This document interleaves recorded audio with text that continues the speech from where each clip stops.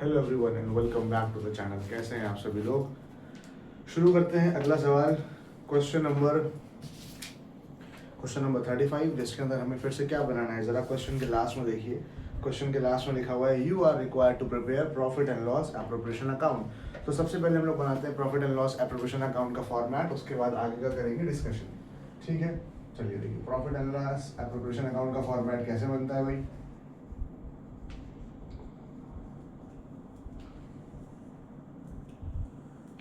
ठीक है, यहाँ पे लिखेंगे भाई पर्टिकुलर अमाउंट और उसके बाद फिर से पर्टिकुलर और उसके बाद फिर से अमाउंट का कॉलम ड्रॉ कर लेंगे। सबसे पहला स्टेप हम लोगों को मालूम है क्या होता है। सबसे पहला स्टेप होता है नेट प्रॉफिट लिखना, जो कि क्वेश्चन में दिया हुआ होगा बाय नेट प्रॉफिट लिखेंगे यहाँ पे। ठीक है, और ब्रैकेट में लिखेंगे प्रॉफिट एंड लॉस अकाउंट के प्रॉफिट एंड लॉस अकाउंट से नेट प्रॉफिट आया कितना है, तो बिल्कुल एंड में ही दिया हुआ है कि during the year net profit of the firm is 2 lakh rupees. Firm का नेट प्रॉफिट कितना है, 2 लाख रुपीज। लेकिन एक कंडीशन दी हुई है साथ में कि after deducting Maharaj salary which had been debited to salaries account. अगर सैलरीज अकाउंट में डेबिट करा, इसका मतलब तो ये हो गया कि महाराज जो कि पार्टनर है उसकी सैलरी को हमने एज एन एम्प्लॉय की सैलरी मान लिया और उसको सैलरीज अकाउंट में, मतलब प्रॉफिट एंड लॉस अकाउंट के अंदर जो सैलरीज अकाउंट बनता है उसमें डेबिट कर दिया। वहाँ पे डेबिट नहीं करना होता है क्योंकि ये पार्टनर है, एम्प्लॉय नहीं है। एम्प्लॉयज़ की सैलरी सैलरीज अकाउंट में डेबिट होती है, पार्टनर्स की सैलरी तो profit and loss appropriation account में डेबिट होती है। तो इसीलिए हम वापस से जो डेबिट कर दिया है, माइनस कर दिया है पैसा, उसको वापस से जोड़ेंगे क्योंकि गलत माइनस कर दिया। ठीक है, तो 20,000 रुपये यहाँ पे अगर हमने जोड़ा तो नेट प्रॉफिट हमारा बन गया 2,20,000 रुपये। ठीक है, इसके बाद फर्स्ट स्टेप पे हम लोग इंटरेस्ट ऑन कैपिटल लिखेंगे यहाँ पे। तो यहाँ लिख देते हैं to interest on capital. 3 partner हैं, कौन कौन, स्वराज, विराज, महाराज। तो यहाँ लिखेंगे भाई स्वराज, विराज और महाराज।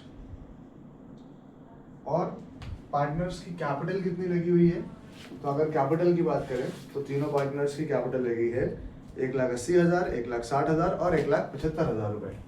तो यहाँ पे लिख देंगे 1,80,000, 1,60,000 रुपये और 1,75,000 रुपये। इंटरेस्ट ऑन कैपिटल हमें कितना देना है, तो बेटा 6% देना है, 6%। ठीक है, तीनों का 6% निकालेंगे तो 18,5 90, 18,6 108, 10,800, 16,6 96, 9,600 और तीसरे पार्टनर की 10,500 रुपये आ जाएगा। ठीक है, ये हो गया इंटरेस्ट ऑन कैपिटल। ठीक है, इसके बाद क्वेश्चन में क्या दिया हुआ है सेकंड पॉइंट में। फर्स्ट पॉइंट में दिया हुआ है कि and that on current account balance 5%। ये करंट अकाउंट के अंदर जो बैलेंस है स्वराज, विराज, महाराज का, उसका 5% देना है। तो यहाँ पे लिखेंगे to interest on current account, to interest on current account. ठीक है, और यहाँ पे नाम लिखेंगे स्वराज का। कितना देना है स्वराज को, 5%।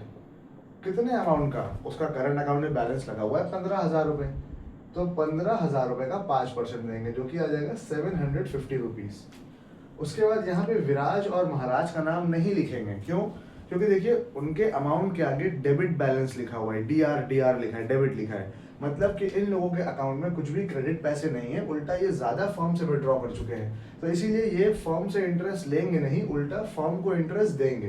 तो यहाँ पे लिखेंगे bye interest on current account.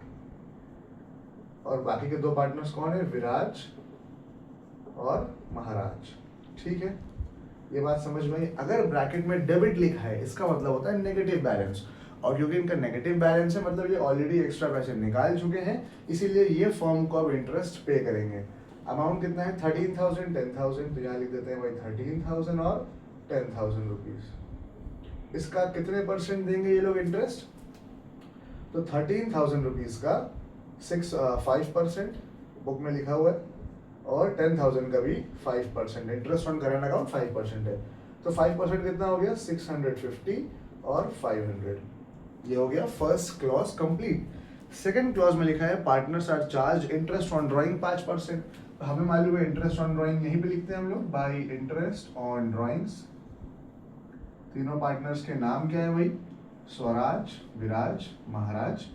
अब स्वराज ने ड्राइंग्स कितनी करी, तो लिखा हुआ है 600 at the end of each month, हर महीने के आखिर में 600। तो अगर हर महीने कर रहे हैं तो 12 महीने होते हैं, और 600 के हिसाब से 12 महीने में कितने हो गए, 7,200 रुपये। उसके बाद इनकी और बाद में कितने परसेंट इंटरेस्ट ऑन ड्राइंग्स है, इंटरेस्ट ऑन ड्राइंग्स है 5%। तो हम यहाँ लिखेंगे 5%।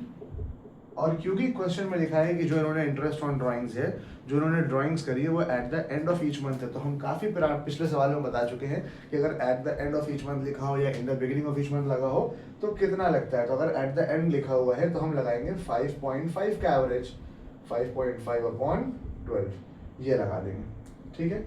तो स्वराज की इंटरेस्ट ऑन ड्राइंग्स निकल के आ जाएंगी 165 रुपीज़, इस तरीके से निकल के आएगा 165। अगर विराज की बात करें, इन्होंने कितने पैसे निकाला, तो विराज ने निकाला है 800 रुपीज़। तो 800 12 मंथ्स के लिए कितना हो जाएगा, 12 8 96, 9600। इसका भी देंगे 5%, और वो भी कितने महीनों के लिए, तो इसमें लिखा हुआ है at the beginning of each month, और जब भी बिगिनिंग लिख के आता है तो हम 6.5 के एवरेज लगाते हैं, 6.5/12, ठीक है। तो इसका इंटरेस्ट कितना हो गया, इसका इंटरेस्ट हो गया 6.5%। अगर हम लगाएंगे तो इनका इंटरेस्ट हो गया 260 रुपीज़ का, ठीक। अगर महाराज की बात करें तो महाराज ने कितने पैसे निकाला है, महाराज ने निकाला है 400 रुपीज़ पर मंथ। तो 400 के हिसाब से 12 मंथ्स के हो गए 4,800 रुपीज़ का 5%, और वो भी लिखा हुआ है पर मंथ। बस ये टाइम के बारे में कुछ नहीं बोला, तो नॉर्मली एवरेज लगा देंगे 6/12। जो मैं इतना छोटा लिख रहा हूँ, क्या आ रहा है भाई इसके अंदर, 6/12 लगा देंगे, ठीक है। तो इनका इंटरेस्ट ऑन ड्राइंग्स निकल के आया 120 रुपये। थोड़ा सा सवाल और बचा है भाई, देखते हैं। सेकेंड क्लॉज हो गया कंप्लीट। थर्ड क्लॉज में लिखा है महाराज को देना है सैलरी 20,000 रुपये, तो यहाँ पे लिख देंगे to Maharaj salary, to Maharaj salary 20,000 रुपये। यहाँ पे महाराज की सैलरी देनी थी, यहाँ पे महाराज की सैलरी को वापस से प्लस करना था, क्योंकि ये ऑलरेडी सैलरीज अकाउंट में डेबिट कर लिया, जिससे हमारा प्रॉफिट गलत हो गया था। फोर्थ क्लॉज में लिखा है स्वराज को देना है commission 10% of the correct net profit, ठीक है। तो यहाँ लिखेंगे टू कमीशन, टू कमीशन, और अंदर लिखेंगे स्वराज का नाम, Swaraj 10% of corrected net profit.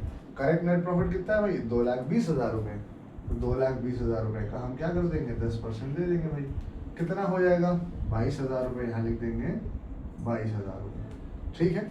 ये हो गया करेक्टेड नेट प्रॉफिट का 10% कमीशन।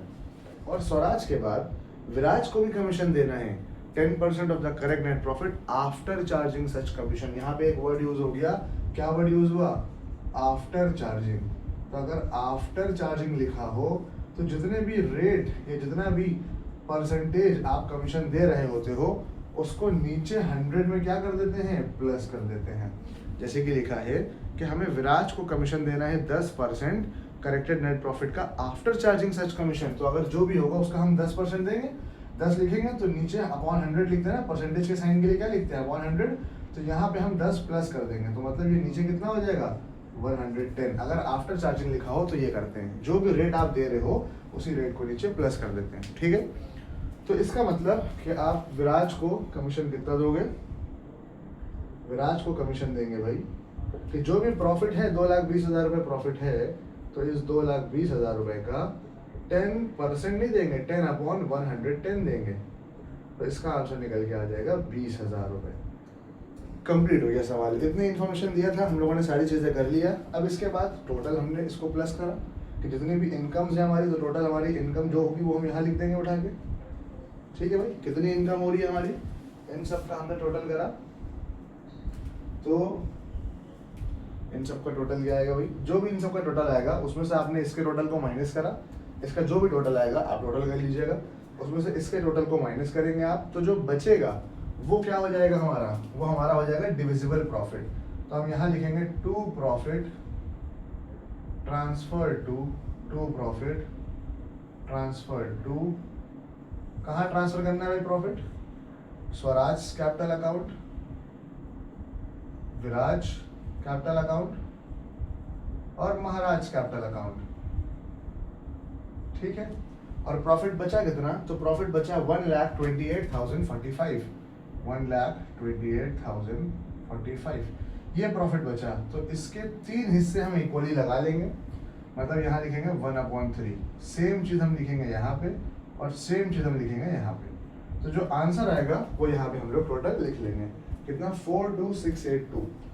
अगर आप इसका 1/3 निकालेंगे तो आएगा 42682। फिर से 1/3 निकालेंगे 42682, फिर यहाँ पे लिखेंगे 42681, राउंड फिगर में करने के लिए। यहाँ पे जब आप इसका 1/3 निकालेंगे तो 42682 नहीं आएगा, 4268 1.6666 आएगा।